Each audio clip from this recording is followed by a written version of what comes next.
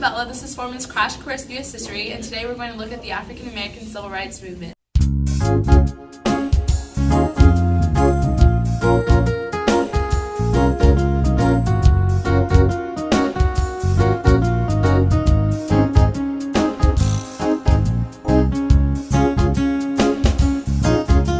The African American Civil Rights Movement really took off in 1955, the day Rosa Parks refused to leave her seat for a white passenger, starting the Montgomery bus boycott. This was not the first protest against African American segregation in the United States, but it was the igniting spark that brought a huge light to the movement. Isabella, why didn't Rosa Parks just give up her seat? Well, Kayla, discrimination began when Africans were brought to America and were forced to work without pay, experienced excruciating working conditions, and were also simultaneously treated as property. This treatment eventually created tension and separation between blacks and whites in the states for centuries to come. The tension led to protests and rebellions such as Turner's Rebellion.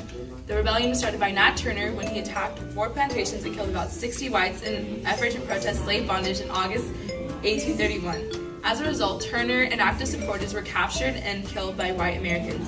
This is one of the many examples of the revolts that occurred. Adding to this, let's go to the thought bubble. As I mentioned before, there are several events that created the Civil Rights Movement. In the 1850s, the Underground Railroad was working in full swing. The Underground Railroad was not actually a railroad, instead it was an underground pathway created by Harriet Tubman and others in an attempt to help African Americans escape from slavery to the North. These were the beginning events of the movement. Now let's fast forward to the Civil War between the North and the South over slavery, ideologies, and the rights of African Americans. During the Civil War, there was a great effort from President Lincoln to abolish slavery and unite the seceded Southern states with the North. Lincoln's efforts greatly impacted the nation and its progress toward the termination of slavery with the Emancipation Proclamation, which freed slaves and given states to the country, as well as the creation of the 13th Amendment, which banned slavery in all of the United States. Unfortunately, after the Civil War, there was still tension and racial discrimination against African Americans. Laws such as the Black Codes, which were set by white Americans, were put into place, which included literary tests for jobs, elections, and poll taxes. These tests were set up to ensure that African Americans would fail them. These Black Codes later turned into Jim Crow laws in 1877. 2 full decades later, discrimination against African Americans had not faded at all. In fact, it got worse with the U.S. Supreme Court case of Plessy v. Ferguson, in which the separate but equal doctrine was established when Homer Plessy took a seat in the whites-only car of a train and refused to move. Sound like someone familiar? He was arrested and convicted in the District Court of New Orleans for breaking Louisiana's segregation law. Plessy appealed his case to the Supreme Court, which ruled that separate but equal facilities for blacks and whites did not violate the Constitution. In the 1900s, Booker T. Washington had become one of the most influential African Americans in the United States. His approach to civil rights helped him raise funds for the Tuskegee Institute, as well as other organizations for African Americans, and it landed him a spot as President Roosevelt's advisor regarding all African American matters. Unfortunately, when President Wilson came to office, Washington lost all his political influence due to the segregation of the federal government done by Wilson. In contrast to Washington's beliefs was the ideologies of Webb Du Bois, who was also very influential. He thought that education and civil rights were the only way to equality.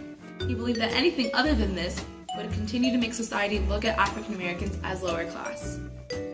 In 1905, Du Bois, along with other influentials, founded a radical political group called the Niagara, which eventually dissembled a few years later. However, in 1909, many of the primary aims of the Niagara were instituted into a new corporation called the National Association for the Advancement of Colored People, also known as the NAACP.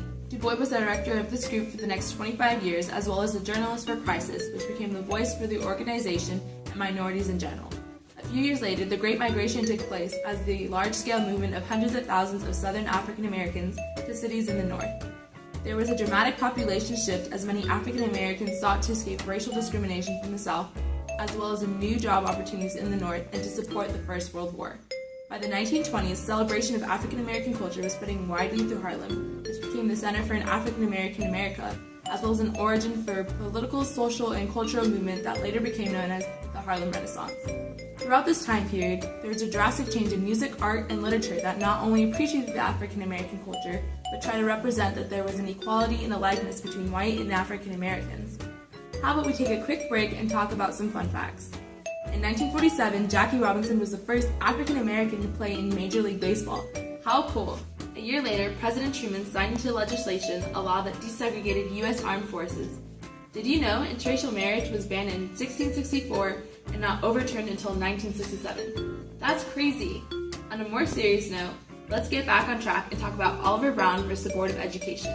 In 1959, Topeka, Kansas' school system operated separate schools for African and white Americans. A reverend named Oliver Brown protested that this system was unfair to his 8-year-old daughter, Linda. The family was located near a white school and forced to take a bus ride of 21 blocks to her black school located across town. The Supreme Court ruled this as unconstitutional under the 14th Amendment's Equal Protection Clause. This was a huge swing point for the country and relevant for some 12 million school children in 21 states. A year later, a NAACP officer, Rosa Parks, took a seat in the front row of the designated colored front row. As the bus began to fill, the driver of the bus ordered Miss Parks and 3 other African-American passengers to empty the row so a white American man could sit down without having to be seated next to African-Americans. Rosa Parks refused to give up her seat, leading in her arrest. News of her arrest spread rapidly, infuriating many, which inspired the Montgomery bus boycott, which successfully lasted 381 days until finally the Supreme Court outlawed segregated seating in buses. Several years later, 4 African-American students began to sit in at a lunch counter located in Greensboro, North Carolina. They continued this for 6 months and eventually were successful in having both African and white Americans being served in the same counter. This protest triggered similar nonviolent protests throughout the South and led to the creation of the Student Nonviolent Coordinating Committee, which provided a place for young African Americans in the civil rights movement. The following year, African American student volunteers began taking bus rides through the South, testing out newly created laws prohibiting segregation in interstate travel facilities, which included bus and railroad stations.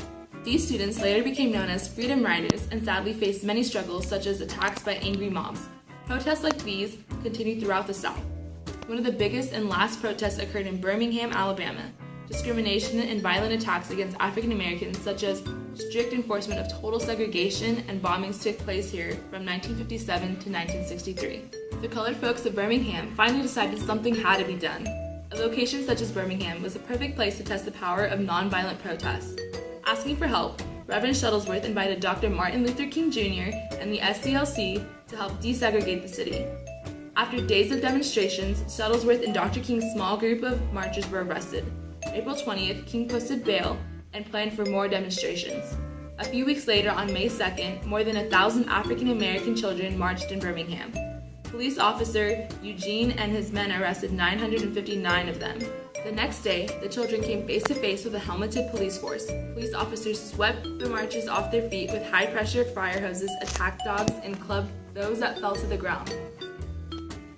TV camera crews captured all of it, and millions of viewers saw and heard the awful tortured cries and treatment.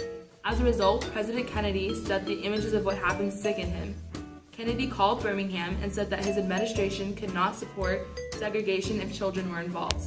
The march, other protests, and lack of support for segregation finally convinced Birmingham officials to end segregation. The march convinced Kennedy that only new civil rights acts could end racial violence and satisfy the demands for racial justice.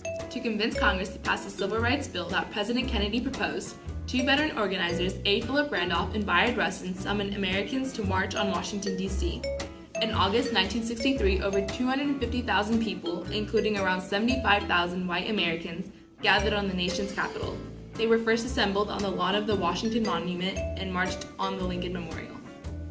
Isabella, it's time for the mystery document!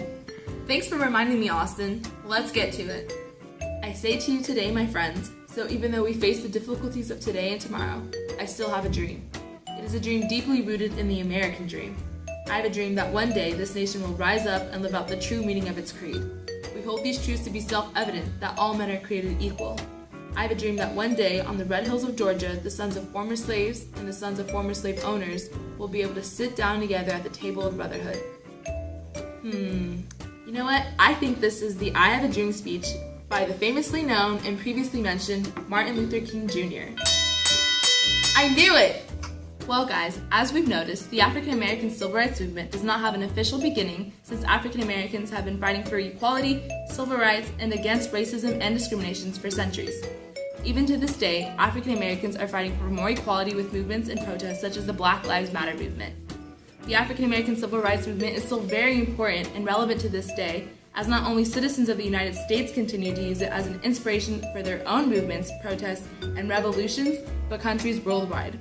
Thank you to all the sources used: Britannica, Biography, History.com, Info please in the Americans textbook.